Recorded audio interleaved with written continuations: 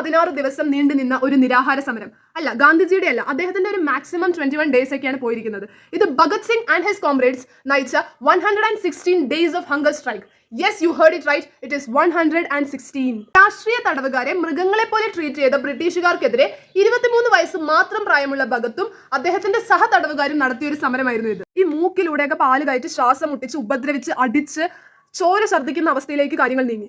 അവശരാവുന്നത് വരെ തല്ലി ഉപദ്രവിച്ച് so that they will stop the struggle. But they never did that. കാലുകൾ ഉറയ്ക്കാതെ കുഴഞ്ഞു വീണ് ശരീരം തന്നെ ശരീരം തിന്നുന്നൊരവസ്ഥ. അങ്ങനെ 63ാമത്തെ ദിവസം ജതീന്ദ്രനാഥ് ദാസ് മരണപ്പെട്ടു. But others continued the strike. എന്തുകൊണ്ടായിരിക്കും ഗാന്ധിജിയുടെ നിരാഹാര സമരങ്ങൾ പോലെ ഈ ഒരു സമരത്തിന് ഒരു വൈഡർ അറ്റൻഷൻ കിട്ടാത്തത്? ഒന്നാമത്തെ കാര്യം, ഗാന്ധിജിയുടെ സമരങ്ങൾ നേഷൻ വൈഡ്ലി നോൺ ആയിരുന്നു. പക്ഷെ ഇത് കൺഫൈൻഡ് ടു എ പ്രിസൺ ആയിരുന്നു. And Britishers were very particular. ഒരു ഇൻഫർമേഷനും പുറത്തു പോവാതിരിക്കാൻ വേണ്ടിയിട്ട് അവർ പത്രങ്ങളൊക്കെ സെൻസർ ചെയ്യുന്ന അവസ്ഥയുണ്ടായിരുന്നു. ഈ സമരം ഭിത്തികൾക്കുള്ളിൽ അടച്ചുപൂട്ടുവാനാണ് അവർ ശ്രമിച്ചത്. And Gandhi lived long enough to tell his story.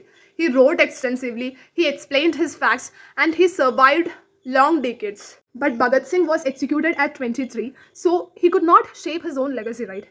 23ാമത്തെ വയസ്സിൽ നമ്മളൊക്കെ ജീവിതം തുടങ്ങുമ്പോൾ ഭഗത് സിംഗ് ഒരു രാജ്യത്തെ തന്നെ ധൈര്യം എന്താണെന്ന് പഠിപ്പിച്ചു.